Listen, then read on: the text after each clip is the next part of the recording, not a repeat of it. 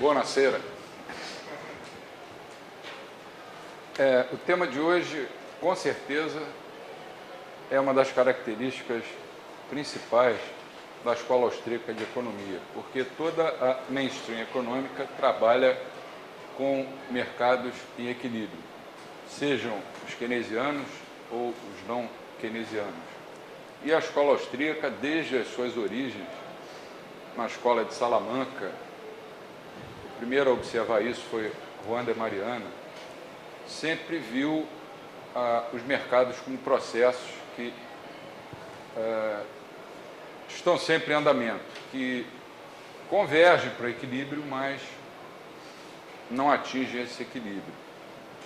Então, nós temos, primeiro, uma distinção importante entre valor e preço, né? Quando alguém vai a uma loja e, por exemplo, compra qualquer coisa, um iPad, ela vai pagar um preço por esse iPad, mas vai levar para casa um valor que é determinado subjetivamente, dada a utilidade que esse produto tem na avaliação pessoal, individual desse agente econômico. Muita gente confunde preço com valor e acha que é a mesma coisa, né?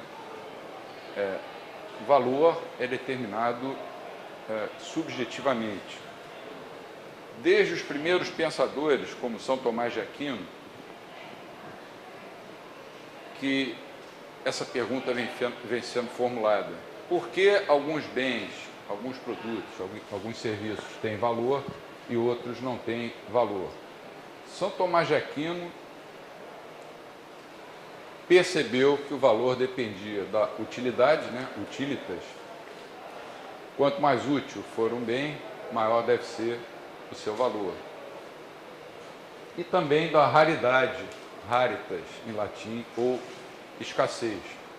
Faltou a ele juntar as peças da teoria e dar a resposta que levou mais ou menos 700 anos para ser encontrada, que é o valor depende da utilidade marginal. Depois de São Tomás de Aquino,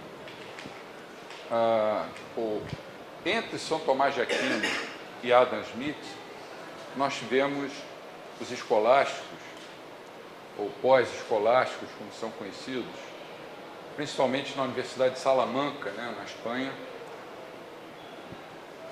Há um livro bastante recente que vocês podem baixar, tanto em PDF como no formato para iPad, no site do Mises americano, www.mises.org, chama-se Os Grandes Economistas Austríacos, em inglês. Tem 800 páginas, eu esqueci agora o nome do autor, alguma coisa como Alcombe, com H. Esse livro simplesmente é sensacional, e o capítulo dedicado aos escolásticos é uma obra-prima. Juan de Mariana, ou chamado Padre Mariana, foi um precursor quase que direto das ideias de Karl Menger. E em determinado ponto do livro, o autor, cada capítulo é escrito por um autor, né? O autor chega a dizer que o que o Karl Menger fez quando respondeu a pergunta do valor, quando chegou à resposta de que o valor depende da utilidade marginal, nada mais foi do que juntar a contribuição dos pós-escolásticos e formular uma teoria. Em 1776, o Adam Smith formulou, como nós já vimos aqui numa das aulas, na Riqueza das Nações, uma doutrina do valor que tinha mais preocupações de natureza moral do que propriamente econômica. Dizia ele que o valor de um bem depende diretamente das horas de trabalho gastas para produzir esse bem. Ele estava preocupado em ressaltar a importância do trabalho como uma virtude, vamos dizer, judaico-cristã. Mas se nós voltarmos aos escolásticos, ou pós-escolásticos, vamos ver que também eles eram cristãos, na maioria eram padres, muitos viviam em conventos. Então, a origem da economia é a filosofia moral. os economistas só passaram a se desviar dessa origem, infelizmente, a partir do século XIX, e tentaram transformar a economia numa coisa que ela não é, nem nunca vai ser, que é uma ciência matemática, exata ou física, né? Adam Smith, então, estava preocupado em ressaltar a importância do trabalho e a sua teoria, claro, é incompleta. Se fosse só o trabalho que determinasse o valor dos bens, qualquer um de nós aqui, sem nenhuma queda, por exemplo, para desenhar, podia fazer um desenho, ter um trabalho incrível, gastar tempo, dinheiro, inteligência, e na hora de vender o desenho não ia conseguir absolutamente nenhum preço por aquele desenho. Há coisas que pouco trabalho dão para serem encontradas, por sua vez, e têm um valor grande. Por exemplo, você está caminhando assim por uma estrada, olha no chão, vê um diamante puro. O único trabalho que você tem é se abaixar, pegar o diamante. Você está com uma fortuna nas mãos. Cadê a doutrina do valor-trabalho? É claro que você deu sorte. Mas você não pode dizer que o valor depende da sorte. Você tem que formular uma teoria.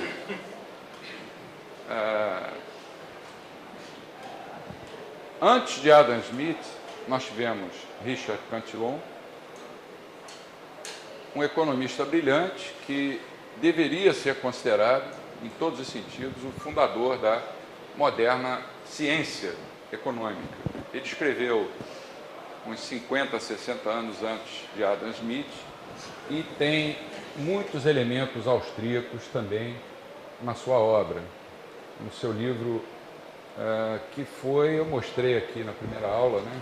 Pode ser também comprado no site do Instituto Mises do Brasil. Cantillon foi, talvez, se o Menger foi o pai dos austríacos, Cantillon foi o avô e os pós-escolásticos foram os bisavós. E o São Tomás de Aquino foi o tataravô.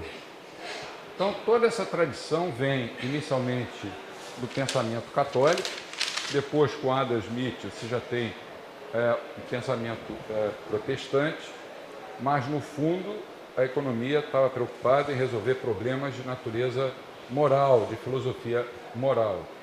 O Cantillon escreveu um tratado sobre economia que abrangia, na época, praticamente todos os temas ligados ao tema.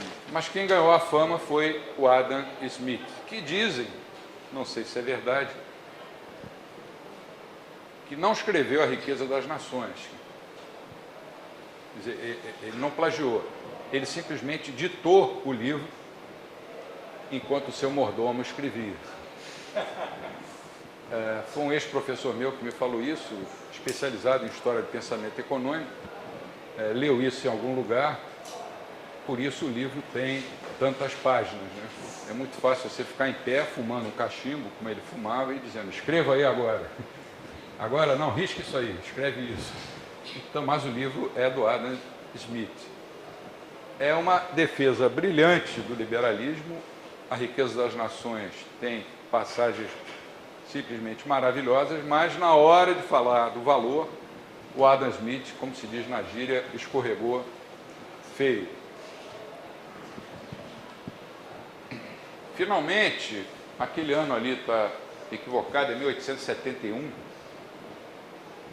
nós tivemos a publicação simultânea de 3 obras que responderam finalmente à questão do valor. William Stanley Jevons, em Londres, Leon Walras, em Lausanne, na Suíça, e o nosso querido Karl Menger, em Viena, na Universidade de Viena.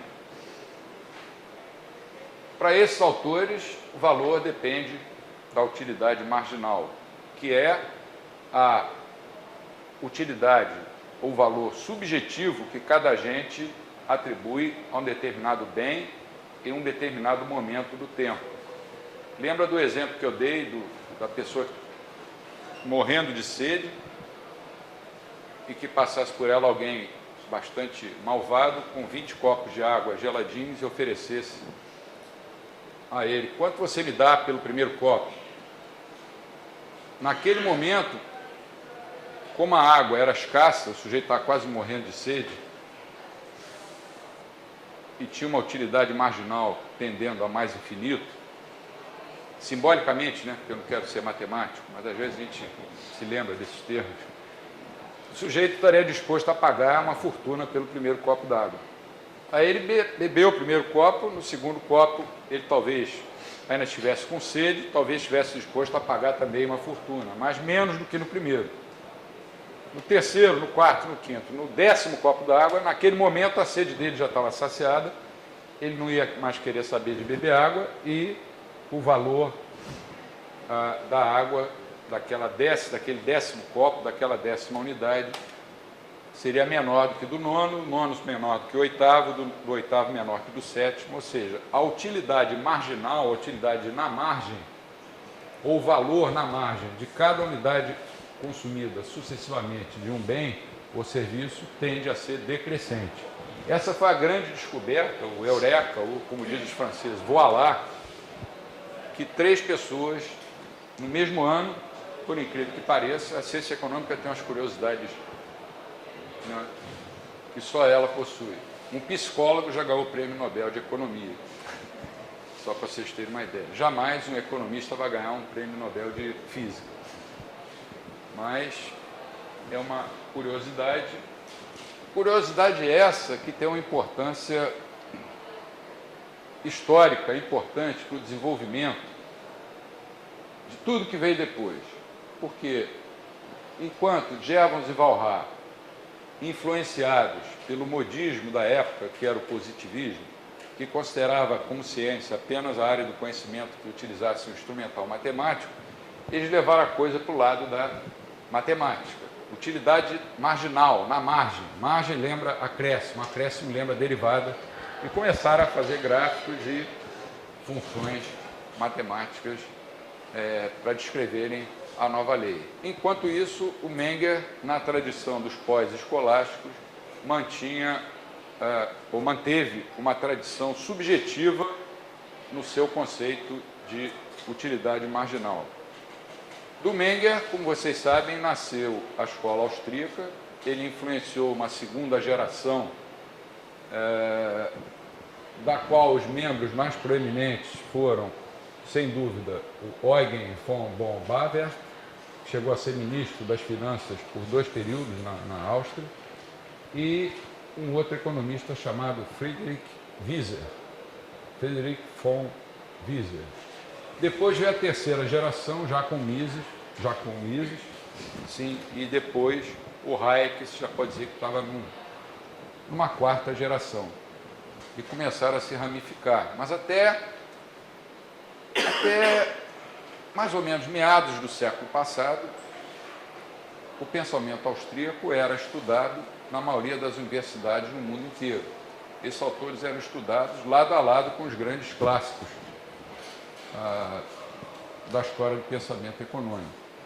O Jevons deu origem à chamada escola de equilíbrio parcial, que acabou ficando conhecida como microeconomia. É aquela piada que eu contei do economista, do engenheiro e do físico, né? O economista diz: vamos supor que tudo esteja constante, equilíbrio parcial.